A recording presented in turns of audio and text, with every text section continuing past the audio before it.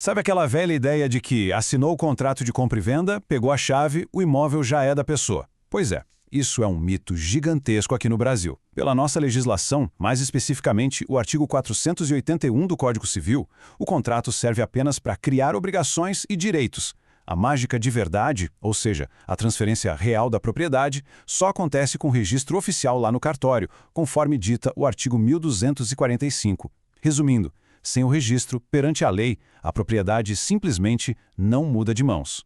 Sejam muito bem-vindos a mais uma análise visual. Hoje, a gente vai mergulhar de cabeça e desmistificar um sistema que é complexo, mas absolutamente fascinante: a Lei dos Registros Públicos do Brasil, a famosa Lei 6.015 de 1973. A ideia aqui é entender, passo a passo, o que realmente garante que aquele espaço que chamamos de nosso seja inquestionavelmente nosso. E para a nossa jornada de hoje, o roteiro é bem direto. Primeiro, vamos aprofundar esse mito do contrato. Depois, conhecer os princípios do registro. Em seguida, entender a diferença exata entre matrícula, registro e averbação. Logo após, vamos dar uma olhada na prática, nos 5 livros obrigatórios dos cartórios. E fechando com chave de ouro, a retificação do registro. Começando então pelo ponto 1, o mito do contrato. É super interessante notar como o Brasil adotou uma solução meio que intermediária nessa história toda. Pensem só, na França, o contrato por si só já adquire o domínio, e o registro é só para dar publicidade. Na Alemanha, é o extremo oposto. O sistema é absoluto, o que no direito chamamos de presunção juris e de jure, onde o que está no cadastro é a verdade incontestável. E no Brasil? Bom, o nosso Código Civil optou pela presunção relativa, ou juris tantum. Isso significa que presume-se que o dono é quem está no registro, até que alguém consiga provar o contrário. A única exceção de presunção absoluta por aqui é o raríssimo sistema Torrens, que só se aplica a propriedades rurais e exige um processo bem complexo. Vamos ao nosso tópico 2, os princípios do registro. Toda essa engrenagem roda perfeitamente por causa de 8 regras fundamentais ou princípios. Aqui estão os 4 primeiros. Primeiro, a publicidade, que é sensacional. Qualquer pessoa pode ir lá e pedir uma certidão sem precisar explicar o porquê. Segundo, a força probante que a gente acabou de falar, garantindo que o registro tem fé pública e é presumido como verdadeiro. Terceiro, a legalidade. O oficial do cartório não é um carimbador. Ele tem o dever de investigar a fundo a validade dos títulos. E o quarto é a territorialidade. O registro tem que acontecer obrigatoriamente no cartório responsável pela região onde o imóvel está localizado, não importa onde a escritura foi assinada. E já que falamos do princípio da legalidade, olhem só como isso funciona na prática. Imagina que o oficial do cartório bate o olho no título e encontra um problema. Ele emite uma exigência oficial e dá 30 dias para a pessoa consertar. Mas e se a pessoa não concordar com essa exigência? Aí entra o procedimento de dúvida. É fascinante, o prazo é suspenso e o caso vai parar na mesa de um juiz, que vai dar uma sentença. E se a briga continuar? Isso pode subir até para o Conselho Superior da Magistratura, que só para ilustrar, lá em São Paulo é formado por 7 desembargadores importantíssimos do tribunal. É uma peneira finíssima. Fechando os nossos princípios base, temos mais 4.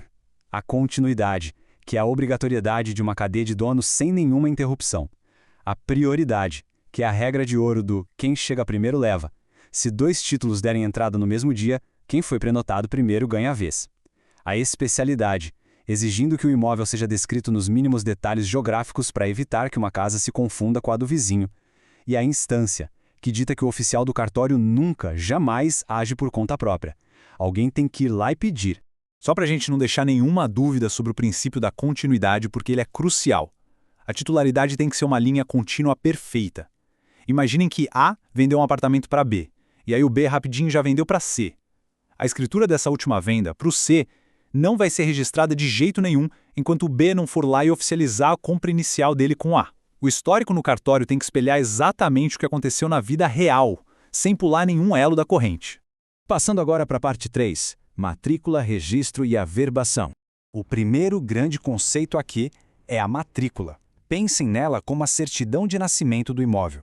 Ela foi criada justamente para individualizar de vez as propriedades. O detalhe curioso é que a matrícula só nasce de verdade no momento do primeiro registro de transferência que ocorreu depois que a lei atual entrou em vigor. Uma vez criada, ela ganha um número único que vai acompanhar aquele imóvel para o resto da vida. E detalhe, Se um terreno for desmembrado em dois, nascem novas matrículas. Se dois lotes do mesmo dono forem unidos, eles se fundem numa nova matrícula, encerrando as antigas. É bem dinâmico. Depois da matrícula, veio o registro em si. Esse sim é o ato que efetivamente tira a propriedade de uma pessoa e passa para outra. Enquanto o número da matrícula fica lá, paradinho e imutável, o registro funciona numa linha do tempo. Toda vez que o imóvel é vendido, ou doado, ou entra numa herança, um novo número sequencial de registro é criado, sempre atrelado àquela matrícula original. É aqui que acontece a mágica legal que mencionamos lá no começo. Tá, mas e quando muda alguma coisa no imóvel ou no dono, mas não tem venda envolvida? Excelente pergunta. É exatamente para isso que serve a averbação. Ela é uma anotação feita ali na margem da matrícula, funcionando como as atualizações de vida da propriedade. Subiu uma casa naquele terreno que era vazio? A averbação. A prefeitura mudou o nome da rua? A averbação. O dono casou ou divorciou? A averbação também. Ela atualiza o cenário sem mudar quem é o titular. Tópico 4. Os 5 livros obrigatórios.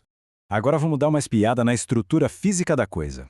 Toda essa enxurrada de dados é arquivada por lei em 5 livros obrigatórios nos cartórios.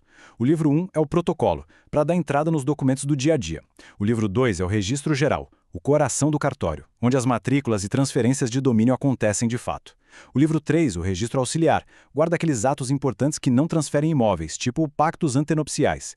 E os livros 4 e 5 são como os grandes sistemas de busca. O 4 é o indicador real, para achar o imóvel pelas características dele. E o 5 é o indicador pessoal, que lista tudo em ordem alfabética pelo nome dos donos. Facilita muito a vida de quem precisa de uma certidão. E aqui vai um destaque absolutamente essencial sobre o livro número 1. Nos textos de referência, ele é chamado de a chave do registro, ou a grande porta de entrada. Por que tanta pompa? Porque a data exata e o número que um título ganha ao ser anotado ou prenotado nesse livro 1 passam a ser considerados, para todos os efeitos legais, a data oficial do seu registro, mesmo que o cartório leve dias para analisar o papel. É o livro 1 que garante, na prática, aquele princípio da prioridade que protege quem foi mais rápido. E por fim, nosso quinto tópico, retificação do registro. A gente sabe que erros acontecem, né? E se a medida de um terreno estiver errada no sistema? Antigamente, consertar isso era uma dor de cabeça imensa. Exigia sempre um processo judicial. Mas aí, a Lei 10.931 de 2004 trouxe uma atualização fantástica para o sistema, criando um modelo misto. Hoje, se a correção não for prejudicar nenhum direito de terceiros, o próprio oficial do cartório consegue resolver isso de forma administrativa, ali na hora, extrajudicialmente. Muito mais ágil. Claro, se for um caso complexo ou se o vizinho de cerca não concordar com a nova medição, a via judicial continua lá para resolver o conflito. E assim a gente amarra toda a nossa análise. Saímos lá daquela promessa num contrato e navegamos pelos rígidos livros e princípios que organizam o domínio de terras no país inteiro. Isso nos deixa com uma reflexão bem provocativa. Se uma simples assinatura num pedaço de papel não tem o poder de tornar alguém dono de um imóvel, o quão segura está de fato a corrente que protege os espaços que chamamos de nossos? Como acabamos de ver, a verdadeira segurança mora silenciosamente na organização meticulosa dos cartórios e no poder gigantesco do ato de registro. Esperamos que essa explicação tenha jogado luz sobre essa engrenagem brilhante. Até a próxima e continuem sempre questionando.